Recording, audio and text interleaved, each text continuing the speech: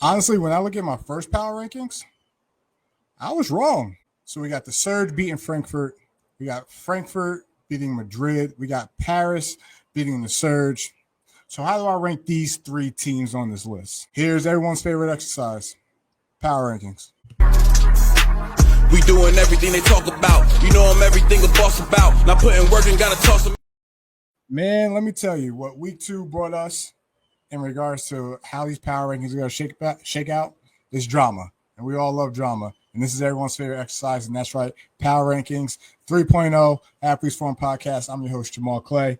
Thank you all. Always, per usual, tuning in to the show.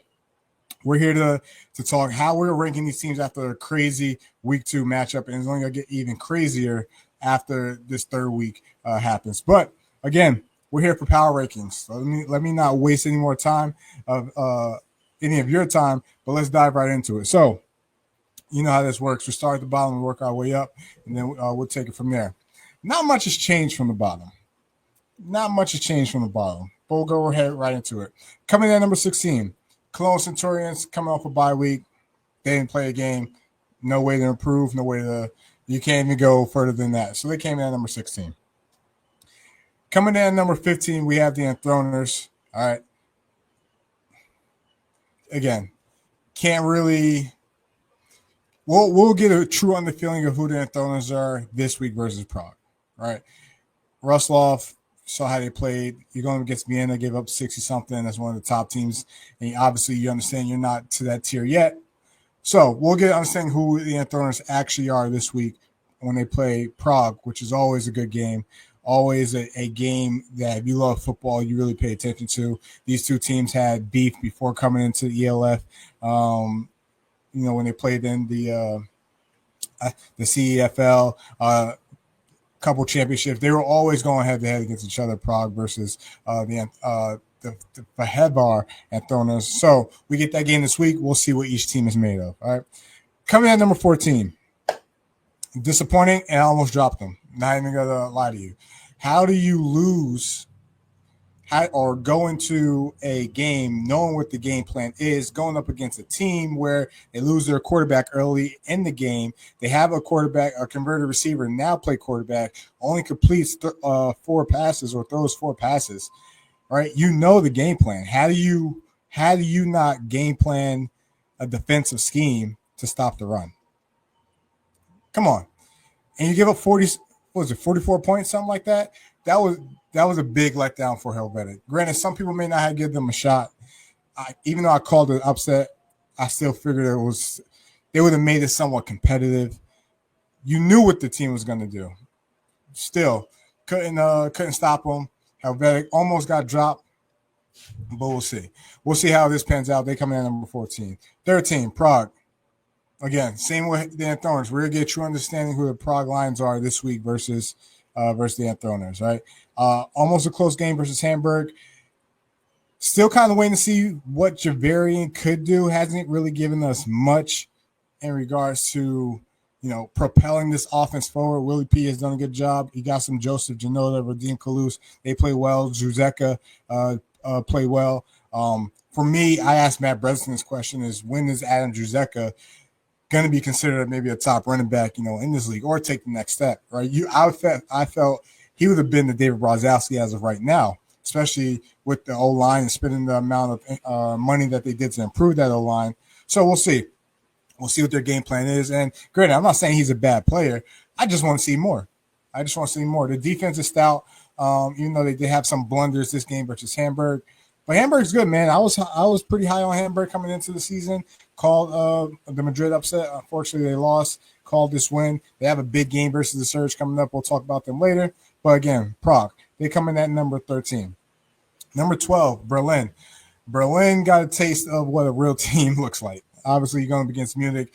They played well. Hostile environment. Berlin kind of started a little slow. Kind of picked up towards the end. They showed flashes that they could, be neck and neck with some of these top teams, but now they got to put it all together. Didn't really have much of a run game. Berlin's never really had much of a run game. You got Janity Adams, use him. Obviously, he got hurt in this game, but still.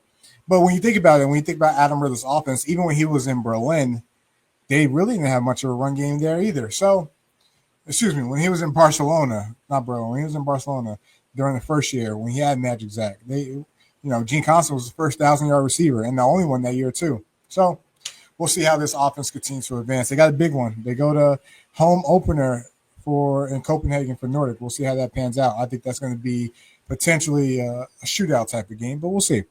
We'll see. All right, coming out at 11, the Rusloff Panthers. Disappointing outing that they couldn't keep up with Nordic and what Nordic was giving them.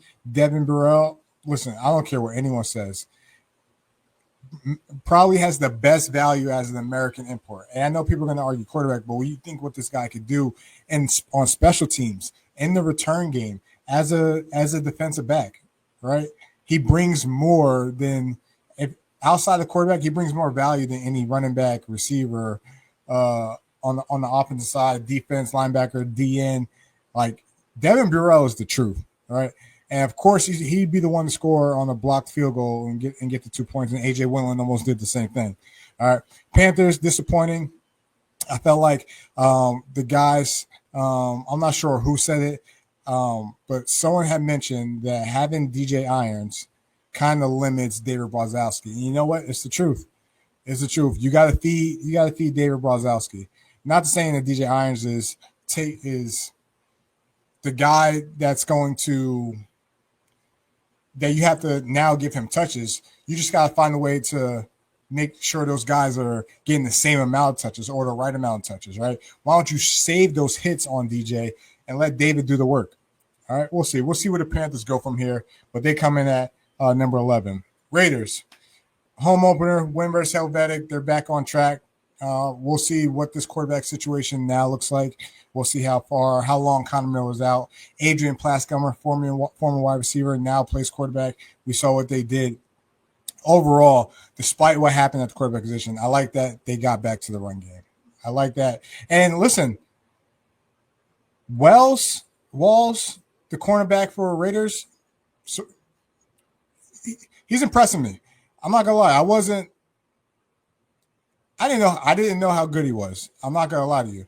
Pick against Munich, pick against the Raiders, and he had a great break on that route that was thrown to Keelan Cole on the hitch route. Read it, jumped it, play well.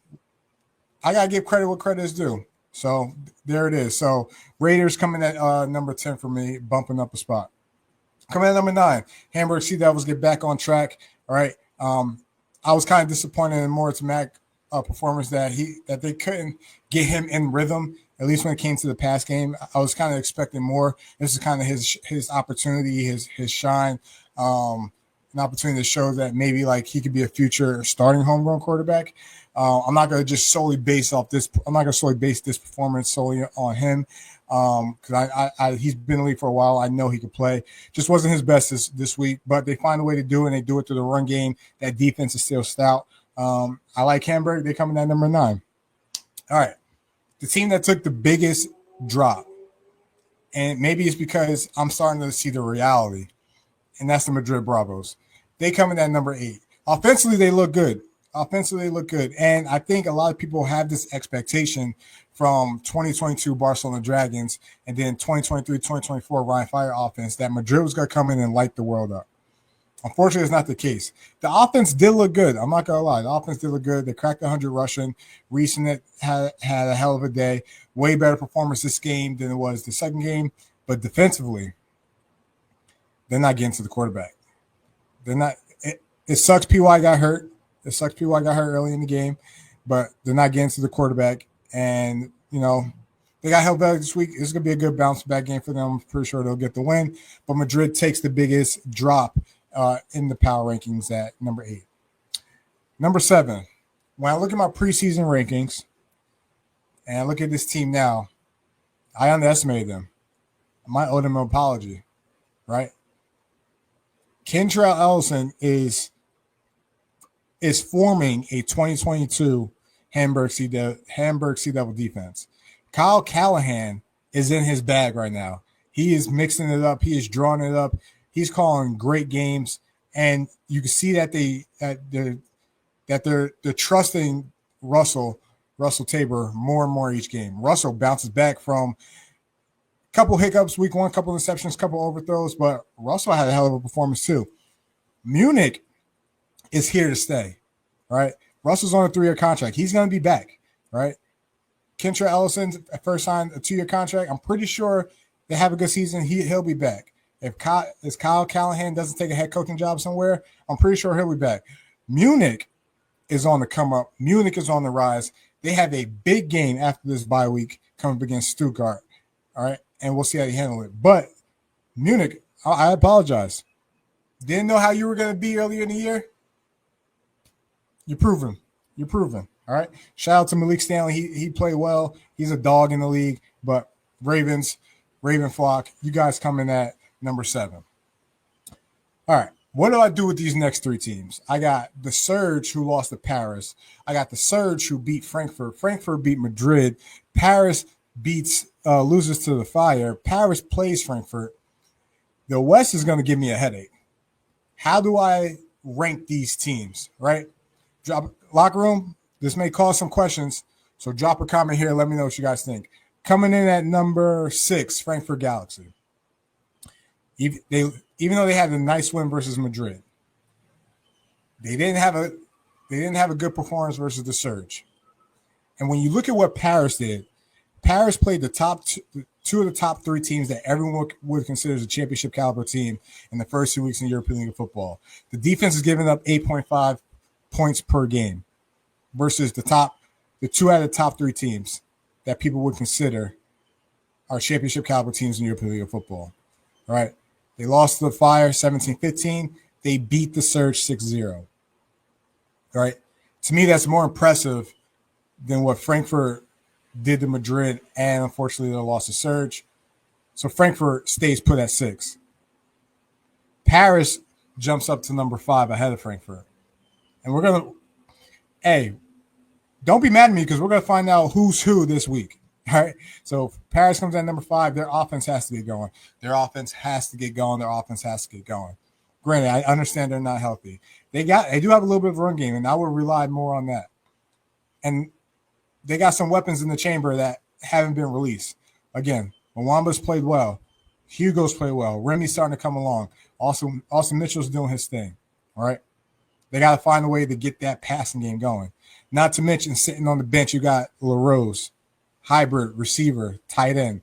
You got Dable Wolf, NFL receiver, can play the X. Anthony Mahungu, NFL receiver, two-time ELF champion. They got weapons in the chamber. Paris full healthy could be a really, really dangerous team. They come in at number 5. Surge coming in at number 4. Listen, we talked about it on the instant reaction. This loss was similar to the Munich loss in regards to Paris was just more physical. All right, this game was close to the Raiders win a couple years ago when they beat them 6-3, right? Surge are going to find a way to bounce back. There's no doubt about that. All right. How are they going to fix mistakes or improve the offense going forward? Defensively, I thought they played well enough to win, right? They just really couldn't get things going in the pass game. Cotton was nowhere to be found. Geyer wasn't really a factor. Tommy Awaywu did most of his damage in the screen game. We'll see what the Surge look like versus Hamburg this week. They come in at number 4. Number 3, Nordic Storm, bump up. Listen, this is a great performance. Great performance by Jadrian Clark. You don't have your top running back. Alexander Kennedy Shanning steps right in. Antoine Whitmore steps right in. Your receivers, they're doing well. Everyone gets involved. Simon Fons, Brandon Balio, right? Everyone gets Andrea Pateo Moreno. This was a veteran performance by Jadrian Clark. Shout out to One Way Jay. He did his thing. Shout out to that Nordic defense, which I'm a fan of. I'm excited to see what they're going to look like in their home opener versus Berlin, and a game I'll definitely be watching. Number 2, Vienna Vikings. They did what they were supposed to do. How is Meyer and how is Kari going to affect this offense going forward? An offense that was already loaded with weapons. It's going to be a hit. I don't think it's going to be. I think it'll be a minor hit just because of the depth that Vienna has. They come in at 2, and then coming off a bye week, Ryan Fire is still number 1. Again, you got a bye week. You play Vienna, right? Those 2 teams are going to be neck and neck going into this game. Vienna just signed Aaron Donkor. The defensive front is ferocious. When you think about Donkor, when you think about Lucky Agberborn, when you think about Schaefer And then you got those athletic young linebackers in Swanker and Timmy Nuka right behind you. And then you letting your 5 DBs do their work, right? How they got pair up against, this Ryan Fire offense that's still looking to develop a pass game with Chad Jeffries, with Harlan Kofi, with Starkey Jr., with Jordan Bois, right? We'll see if they even get a run game. We'll see if they even get the run game going because, again, I think the run game can't be all Chad.